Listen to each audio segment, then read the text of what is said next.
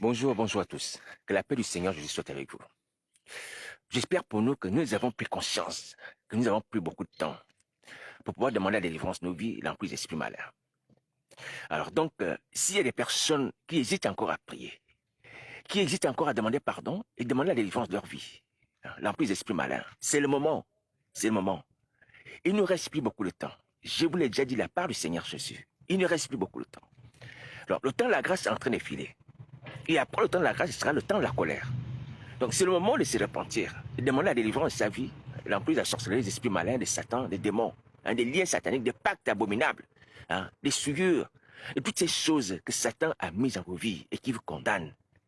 Mais sachez que Jésus-Christ de Nazareth est prêt à vous libérer, est prêt à vous sauver. Donc maintenant, dirigez-vous vers le Seigneur Jésus. Aujourd'hui, nous sommes samedi, et il y a beaucoup de personnes parmi vous qui ne travaillent pas. Donc vous avez du temps libre aujourd'hui pour pouvoir faire la délivrance. Dirigez-vous vers le Seigneur Jésus. Allez dans le secret. Prenez des chambres d'hôtel, même des endroits reculés.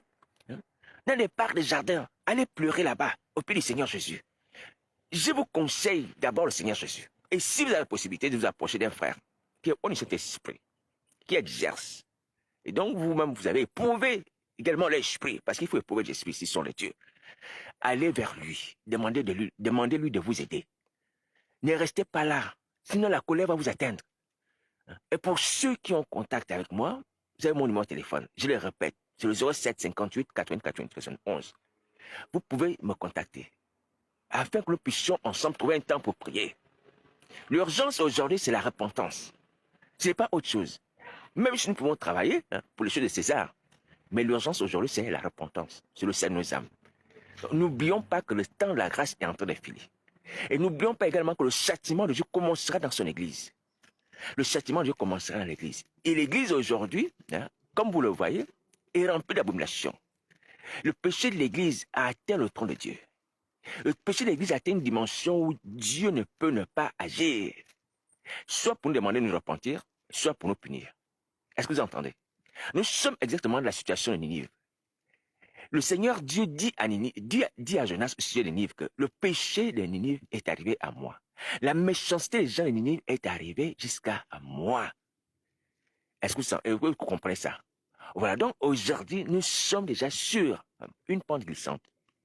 Nos péchés ont augmenté. Ils sont abominables. Ils sont invraisemblables. Ils sont insupportables, scandaleux. Ouais. Nous péchons plus que les païens. Nous faisons des choses que les païens ne font pas dans l'église de Jésus de Nazareth. Alors donc, j'aimerais vraiment nous interpeller sur ce sujet. Pour les personnes qui pensent que ça, c'est de l'amusement, je vous dis vraiment que vous l'aurez. C'est pas de l'amusement. Jusque c'est très sérieux. Alors donc, repentez-vous à ses pieds, demandez pardon pour vos péchés. Seul, c'est possible. Le prophète Jonas, dans le ventre du poisson, a demandé la délivrance à l'Éternel des armées. Dans le livre de Jonas, chapitre 2, vous allez voir que il va promettre un vœu. Il va dire, je t'offre le sacrifice avec un cri d'action de grâce. Seul avec l'Éternel, dans le ventre du poisson et sous la mer. Ça, c'est un exemple de foi. Donc, on peut obtenir sa délivrance tout seul. Il a parlé tout seul à l'Éternel des armées. On n'a pas besoin forcément de voir un frère. On n'a pas forcément besoin de voir un pasteur. Vous voyez? C'est une question de foi. Et c'est une question également de volonté. C'est une question de volonté. Parce que l'homme qui était malade à la piscine de Bethesda, qui voulait se jeter dans la piscine, malgré son infirmité, avait le désir d'être sauvé, avait la volonté d'être sauvé, d'être guéri de sa maladie. Vous voyez? Et à cause de cette volonté, le Seigneur Jésus est venu vers lui et lui a posé même la question, veux-tu être guéri? Vous voyez? En fait, c'était pour confirmer effectivement cette volonté qu'il avait en lui, d'être guéri. Donc, le Seigneur Jésus viendra à vous. Il va se manifester à vous si vous avez la volonté. Si vous avez la volonté, il va se manifester à vous. Vous voyez? Lui-même, il s'est manifesté à cet homme à la piscine de Bethesda, qui était paralysé par terre, qui cherchait à se jeter dans l'eau, mais qui n'y arrivait pas de lui-même. Est-ce que vous voyez? Et Jésus-Christ rentre à la piscine de Bethesda, où il y avait un grand nombre de malades. Mais il va directement vers cet homme, qui était malade certes depuis longtemps, mais qui avait l'habitude de faire l'effort, de chercher à se jeter dans l'eau, quand l'eau était agitée. Vous voyez? C'est quelqu'un qui recherchait la délivrance, qui recherchait la guérison. Vous voyez? Et j'aimerais vraiment encourager les personnes qui ont cherché la délivrance dans les églises que nous savons aujourd'hui, mais qui sont malades, qui ont besoin d'elles-mêmes de délivrance, à la manière des églises étatiques, que Dieu vous a entendu. Il vous a entendu. Il a vu votre misère. Il a vu votre désir d'être délivré. Le Seigneur Jésus est venu maintenant, aujourd'hui, vous dire qu'il est prêt à vous délivrer lui-même. Est-ce que vous comprenez? Vous avez cherché, vous avez pris de l'argent pour les personnes qui ont donné de l'argent pour pouvoir faire les délivrances, des prières, toutes ces choses comme ça, mais il n'y a pas eu de résultat. Alléluia. Mais aujourd'hui, le Seigneur Jésus a pour vous une bonne nouvelle. Il est prêt à vous libérer lui-même. Lui-même. Comme l'homme de la piscine de Bethesda. Je vous prie encore d'aller lire l'épisode de la guérison de cet homme. Vous voyez? Donc c'est une guérison qui s'est passée entre lui et Jésus de Nazareth. Est-ce que vous comprenez? Parce que cet homme avait le désir d'être guéri. Et ce désir, vous l'avez. Donc sachez que Jésus-Christ est prêt à intervenir dans vos vies. Est-ce que vous comprenez? Adressez-vous au Seigneur lui-même. Il va agir dans vos vies, il va vous libérer des esprits malins. Voilà, donc ça c'est la parole du Seigneur aujourd'hui. Donc c'est une exhortation à appeler. Mon numéro de téléphone reste à la disposition de ceux qui veulent bien m'appeler. Alléluia. Mais sachez que vous pouvez avoir votre délivrance tout seul avec le Seigneur. Jonas dans le ventre du poisson, dans le livre de Jonas, vous allez voir ça. Et l'homme qui était malade, couché à la piscine de Bethesda avec le Seigneur Jésus. Jésus-Christ délivre. C'est lui qui délivre.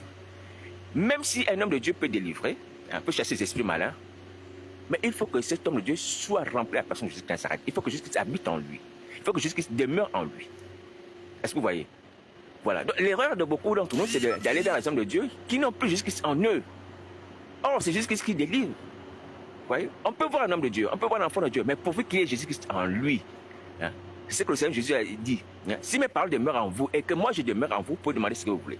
Donc il faut que les paroles de Christ demeurent en nous. Il faut que Jésus-Christ Nazareth aussi, la personne demeure en nous. Est-ce que vous voyez? De la même manière, quand vous voyez que la possession démoniaque qui vous est arrivée, il y a des esprits malins qui sont en vous, n'est-ce pas? Voilà. Donc Jésus-Christ aussi demeure dans la vie de ses envoyés sur la terre.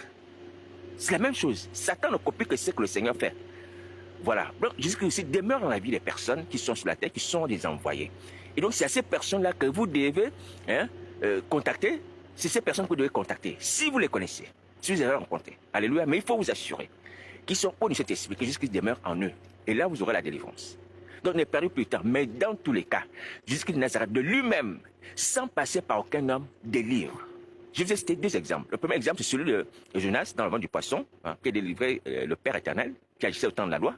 Alléluia. Et avec le Fils, bien que caché.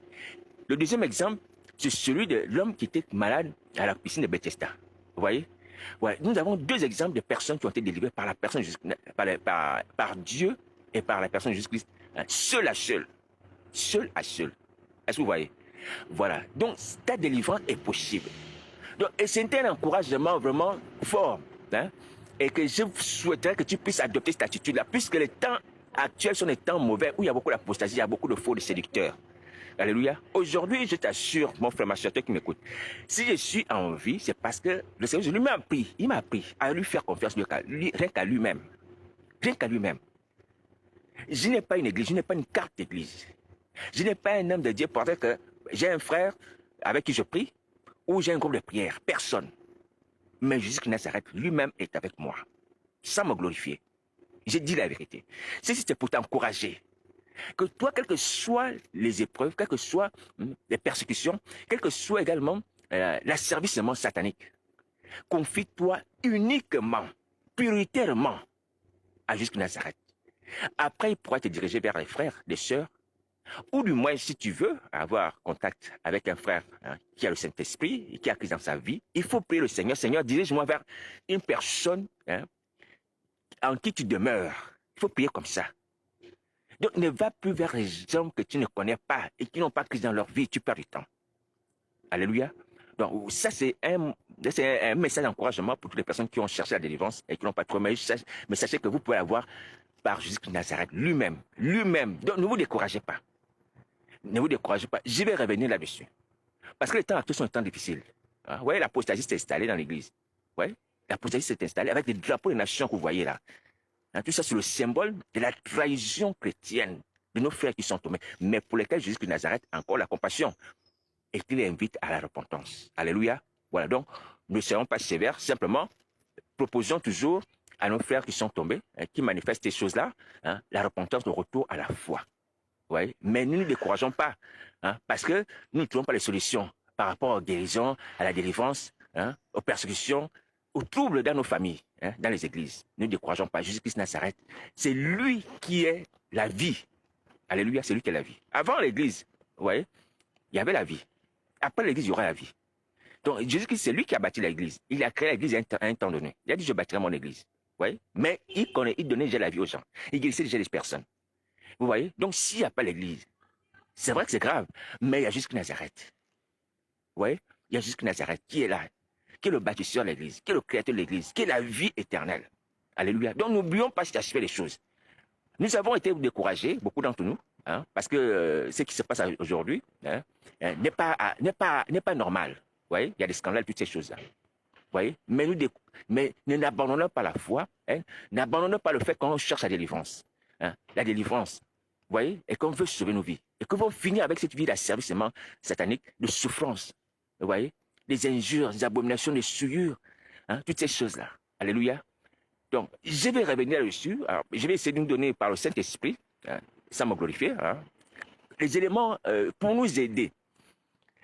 J'avais déjà fait ça, je pense, dans une de mes vidéos, à pouvoir réussir ce que beaucoup appellent l'auto-délivrance. Mais il n'y a pas d'auto-délivrance. En fait, c'est la délivrance par le Seigneur Jésus. Vous voyez? L'auto-délivrance, ça dit une délivrance qu'on fait soi-même. Mais on ne fait pas seulement une délivrance. En fait, on demande à Jésus d'agir dans nos vies. C'est lui qui délivre. Alléluia. Mais en fait, c'est simplement pour dire que comment réussir une délivrance sans le concours d'un homme. Est-ce que vous voyez? Sans le concours d'un homme. Voilà. Donc, je vais essayer par la grâce du Seigneur Jésus. J'avais écrit des infos, des choses comme ça qui peuvent nous aider. J'ai essayé de retrouver le document en question sur ma page ou bien quelque part dans mon ordinateur. Sinon, par le Saint-Esprit, je vais me rappeler. Alléluia. Nous avons besoin aujourd'hui de ne plus passer par les hommes, prioritairement à cause de l'apostasie, parce que nous ne savons pas qui sont les individus qui nous proposent la délivrance et tout ça, qui font la publicité. C'est tout à fait normal. Alléluia. Mais si vous avez la possibilité aujourd'hui d'avoir rencontré un enfant de Dieu, qui est le Saint-Esprit, alléluia, en qui Jésus demeure, cet homme qui a la couche d'eau sur la tête, comme le Seigneur Jésus pour le dire aux disciples, lorsqu'il cherchait la chambre où préparer la Pâque, il a dit, vous allez rencontrer un homme portant une couche d'eau sur la tête. Suivez cet homme-là. Et il va montrer une chambre haute meublée. Donc, ces gens d'individus existent. Ils sont certainement cachés. Ils ne sont pas forcément sur YouTube. Ils ne sont pas forcément sur Facebook. Alléluia. Mais ils existent. L'Église n'est pas morte. Alléluia. Même s'il y a beaucoup d'apostasie, même s'il y a beaucoup de mensonges, de trahisons, l'Église n'est pas morte. Jésus-Christ est vivant. Alléluia. Voilà. Donc, le Seigneur Jésus lui-même conduira vers ces personnes. Priez pour cela. Et ne perdez plus le temps. Dans les églises où vous savez que ces églises ont besoin de repentance. Ce n'est pas parce que les hommes de Dieu s'affichent, ou des grands temples, et beaucoup de fidèles, qu'ils sont forcément dans le vrai. Alléluia. Le Seigneur Jésus a annoncé cela, qu'il y a beaucoup de faux prophètes qui vont s'élever. Malheureusement, c'est avec peur qu'on dit cela. Vous voyez? Voilà. Donc, aujourd'hui, vous avez la possibilité d'avoir votre délivrance. Avec Jésus Nazareth lui-même. C'est lui qui délivre, c'est lui qui a la vie. C'est lui qui est le chemin de la vie, c'est lui qui a franchi. Il a dit, si le Fils vous a franchi, vous serez réellement libre. Alléluia. Voilà. Mais il utilise aussi les hommes. Si vous n'avez pas d'homme de Dieu, ou de cet esprit en qui Jésus-Christ demeure, et en qui les paroles de Christ demeurent, c'est pas grave. C'est pas grave. Alléluia. Ça n'empêche pas qu'on puisse vous diriger vers Jésus-Christ. Et c'est la meilleure des options. C'est la meilleure des options, c'est parce que ça permet de vous affermir, d'avoir la foi. Alléluia. Voilà. Comme ça, dans toutes les situations, tu peux te retrouver, mon frère, ma soeur. Tu sais que tu as Jésus-Christ avec toi. Que tu sois dans une cave, que tu sois dans une place, que tu sois dans un jardin. Alléluia. Dans un avion. Tu n'as pas besoin d'appeler forcément un pasteur, un frère. Prie pour moi. J'ai un malaise. Prie pour moi. J'ai tel problème dans la famille. Non. Tu sais que Jésus-Christ Nazareth est avec toi. Il t'accompagne tous les jours de ta vie. Nous sommes dans des temps difficiles. Aujourd'hui, c'est la communion avec Christ Nazareth qui nous permet d'avoir la foi et de garder la foi. Alléluia. De garder la foi. Il peut y avoir beaucoup de persécutions, ou même on peut interdire les églises de se réunir. On peut fermer le lieu de culte. Comment tu vas faire? C'est toi, tu t'es appuyé uniquement sur la communion fraternelle. La communion fraternelle est bien. C'est bien. Mais il peut y avoir des persécutions où cette communion est dispersée. hein, où chacun va de son côté, parce qu'il y a une menace de mort. Et c'est tout à fait normal de fuir la mort. Vous voyez? Alors, donc, si nous n'avons pas une communion aussi avec le Seigneur, une communion personnelle forte, hein, on sera emporté, on va perdre la foi. Alors voilà pourquoi je propose aujourd'hui, à cause des temps actuels, et qui sont bénéfiques pour nous. Et j'ai bien le Seigneur Jésus pour cela. Il dit que toutes choses concourent au bien de ceux qui aiment Dieu. Alléluia. Toutes choses concourent à notre bien. Aujourd'hui, quand je regarde ces choses, je dis, Seigneur, c'est bien. C'est bien pourquoi? C'est bien pour que les enfants de Dieu, qui ont placé leur confiance dans les hommes, puissent se tourner vers toi. Je le dis maintenant, c'est bien. Vous voyez? Aujourd'hui, je vous assure, sans être quelque chose, j'ai béni le Seigneur, je suis en vie. Je suis en vie parce que le Seigneur je m'appris à faire confiance à lui-même. Je suis en vie, je suis enfant de Dieu. Vous voyez? Je ne me glorifie pas. Vous voyez? Donc, ça a été pour moi bénéfique. Et ça sera aussi bénéfique pour toi, mon frère, ma soeur. Alléluia, je rends témoin de cela. Et c'est ce que la Bible demande. Hein? Malheur à ceux qui se confient à l'homme, mais béni soit celui qui... L'Éternel est l'espérance. Alléluia. Béni soit l'homme qui place son espérance à l'Éternel. Est-ce que vous voyez? Voilà. Donc, nous sommes arrivés à ce temps-là. Mais dans tous les cas, si vous avez les Français qui sont tombés, que vous avez la promesse d'Ézéchiel 37. La promesse d'Ézéchiel 37 dit que les yeux seulement desséchés ont recouvert la vie. Ont recouvert la vie, ont retrouvé l'esprit et sont mis debout comme une armée puissante. Donc aujourd'hui, vous pouvez vous relever. Parce que la prophétie est là. Elle a été envoyée. Elle est là, c'est une promesse. Mais il faut maintenant la prendre. Il faut maintenant la prendre pour pouvoir la concrétiser dans sa vie. Il faut prier. Est-ce que vous comprenez? Il faut prier. Voilà, donc je vais m'arrêter là. Je vais m'arrêter là, hein, parce qu'aujourd'hui, c'est une occupation.